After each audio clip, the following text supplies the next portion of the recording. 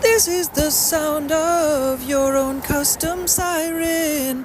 This is the sound of you being able to pull someone aside in this life that we are leading and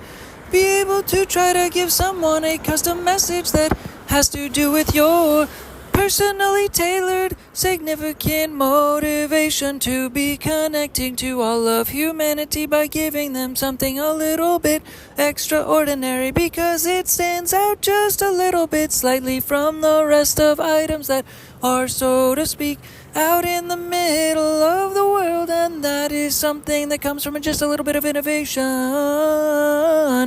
Innovating something is just as simple as adding a couple ingredients to something that has never been added before. Just like if you're in the kitchen and you just add a few random ingredients from the cupboard into something, and then therefore that gives you the authority to be able to have made something new for the first time because you've added and had the gumption and the audacity to be able to try to put those things together in the same place. And then therefore you have designed something a little bit new. It's a little bit similar to something else, but it's a little bit different at the same time. And that therefore is similar to how you could just sort of develop a new bit of a business by developing a few extra ingredients and trying to wear that and clear that and ask for permission in the world to be able to wear that as somewhat of a badge of honor, a badge and a symbol of authority to be able to recognize what is unique about that value set of items, ingredients, to be able to connect with the greater interest to bring that value set of certain ingredients into fruition, into also a community, into a group of followers, into some people that can show respect for this given itemization that has to do with what you've put together in this package in the form of a new product. And it's something unique that people can get behind because it's already something that's related to what is already given to society and is already in demand. It's already in significant demand. And then you've just added a few bits and pieces to this certain thing, and you've changed the chemistry at the same time, don't you think? And all the time and all the while you're getting yourself caught up in thinking you could never do something that was out of this ordinary box of things that supposedly everybody's already done in the whole world, which is far from true,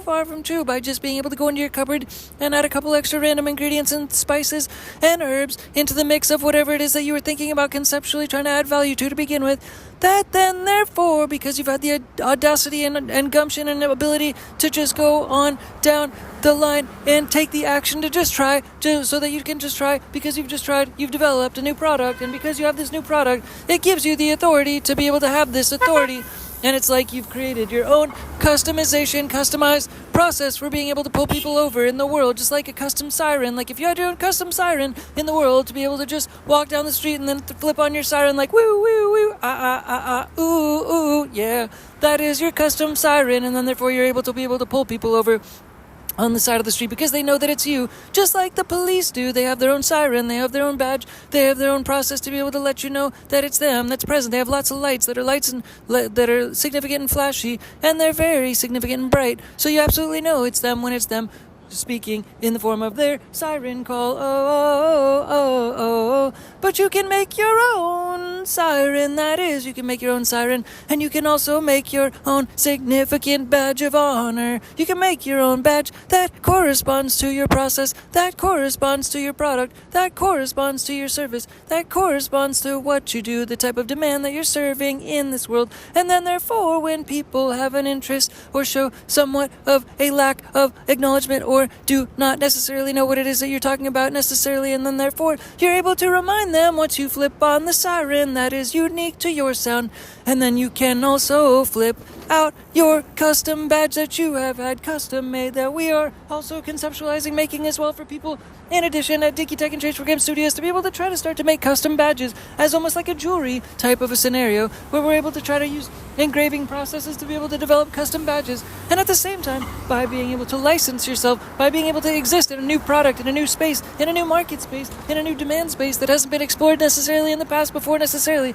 you also get to license yourself in this unexplored space. You also become you also get to become the authority. You also get to become licensed because you are writing the book, you are writing the process, you are writing the code for this new direction in the market space to be able to try to add value into this market demand that existed in the world, but not exactly in the way that you're framing it necessarily. Like, for example, Tiki Tech and Chase for Game Studios is starting to try to, for the first badge of honor that we would want to have engraved, and be sold in the market as a piece of jewelry necessarily for Tiki Tech and Chase for Game Studios, the brand, to be able to try to expand our horizons and expand our presence into the world by having a badge of honor, in essence, made that is for Tiki Tech and Chase for Game Studios, that is for the authority for an accountability coach therapist. An accountability coach therapist is not somebody who's actually been licensed in the world necessarily. I didn't have to go to school necessarily for it, but I had to go to my own school of thought for it necessarily, and also develop a podcast such as this necessarily, so that if I did have a badge, if I did have a metallic badge that was engraved and said Dinky Tech and Change for Game Studios and Dinky Tech, and it was cool and had a cool little flips on the bottom, like a pattern for a leaf, a couple of leaves that were crossing over each other in certain ways that certain badges look like in other instances that you've seen them in the past. If our badge says accountability coach therapist, that I am able to sport that badge and walk down the street and actually flip that out and be able to talk to people about it and develop a conversation and be able to try to be an authority in that sense, because that ultimately is something that I do. And ultimately I did a podcast episode about that a couple weeks ago, that had to do with being an accountability coach therapist, because it's about showing a little bit of empathy and showing a little bit of conceptual resonation with people and their souls, to be able to try to develop an idealistic process to give them a corresponding message, such as this podcast, which is able to try to resonate with their interests as dream developers, as dream conceptualizers on a day-to-day basis, where they make little daydreams and they make interest to be able to try to develop a business of their own, but they don't necessarily want to take action. So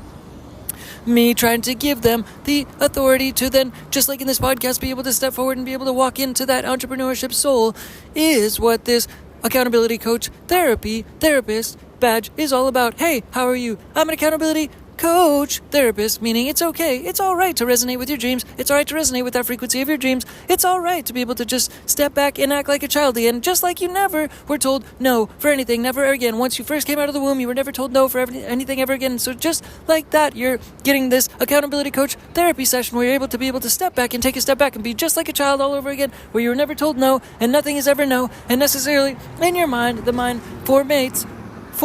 develops formation and formulates the idea and the idealizations to be able to carry out your specific dreams in the form of a business, in the form of entrepreneurship, to be able to carry out that ability to do what you want to do as an entrepreneur. And that also resonates with being able to become a kid again, and also be able to be like a child again, and also be able to play like a child again, and also be able to play like all the other people in the world that want to play like you around the whole world as a child,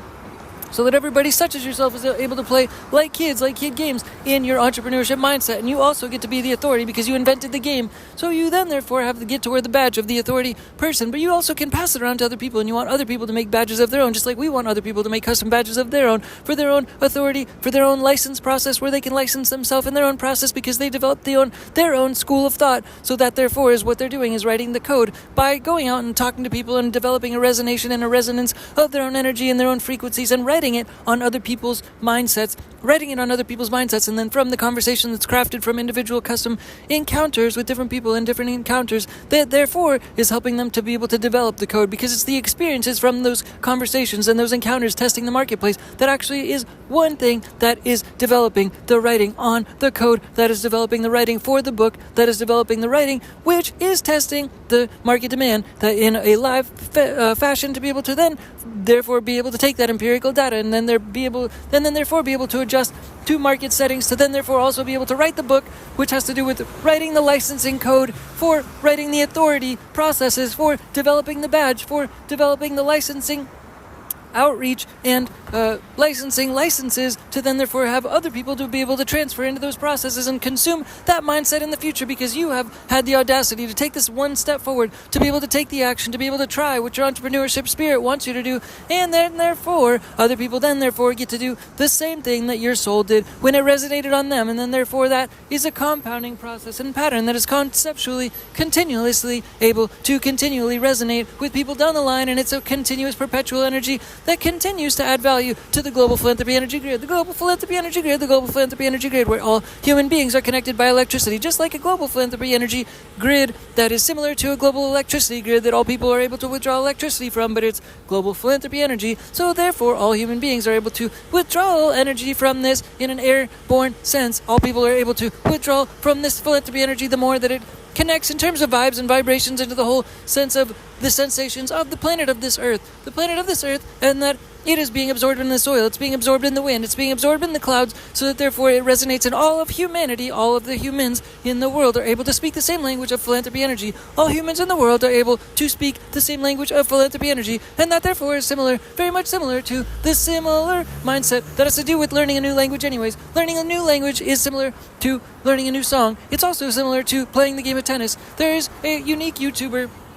who was able to make this connection also a couple days ago, where in essence, like, the ideation of developing language, a new language, is similar to tennis, where you're just going back and forth, but it's the spirit of language. It's in essence a spirit that relates to language, but at the same time it's like playing music. So you're playing music just as though you sit down, and also, like, if you're a child and you play music and you've never even known what music is necessarily, but you're just playing whatever sounds sort of decent to your ear, and you do it one piece at a time, and you do it at your own rate and your own speed, so that there's no necessarily correct or right or wrong process or right or wrong corrections in the answers, and that anything happens along the way goes because it's just written, because you had the audacity to strike a couple keys on a keyboard, and that therefore it's written in history, and it's written in time, and that therefore is written into the nature of your business, and into the nature of your code, and into the nature of the language of your business that you're writing. You're writing the nature of the language of the business just by playing, just by having the audacity to go out and play this unique game, by adding a unique sauce to the process, to the unique demand energy, to the unique demand market, to the unique essence of demand that's in the market already, a unique existing significant demand that's already in the market, but you're adding a different twist. It's called a niche, and it speaks to certain people and certain people's souls that have never had this been spoken to them in the past. So therefore you're adding value into the world in a whole different angle, and you're creating a different niche at the same time, and you're creating a different community at the same time on the back end of all of this, and therefore you get to wear the badge of authority for that specific group of people, and that therefore develops a new market entry space and place, and it is appreciated by the whole world because you're developing more philanthropy energy because you're trying to help solve a unique problem in a unique way, and you're trying to add to the value of the whole world by solving more problems, which is solving more philanthropy energy, which is creating more philanthropy energy. And philanthropy energy is fundamentally speaking to solving all the problems in the world, just like entrepreneurship is speaking to solving all the problems in the world. And that therefore mentalizes and compartmentalizes that philanthropy energy is therefore directly meaning to, off the back end of entrepreneurship, help to solve all the problems of the world one bit at a time.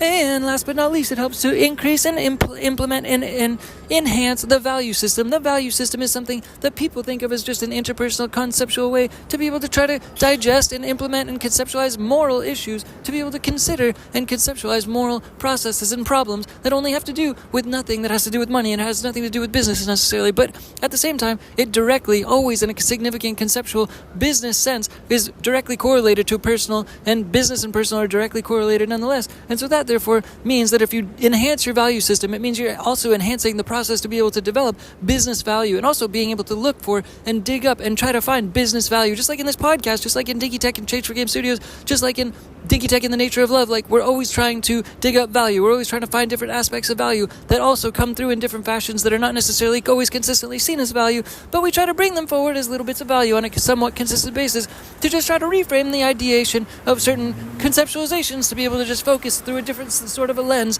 through the lens of a black lab dog who also has bat wings, known as Dinky Tech. Yeah, that is the mascot, and he also has a lab coat on because he is a bit of a spiritual scientist,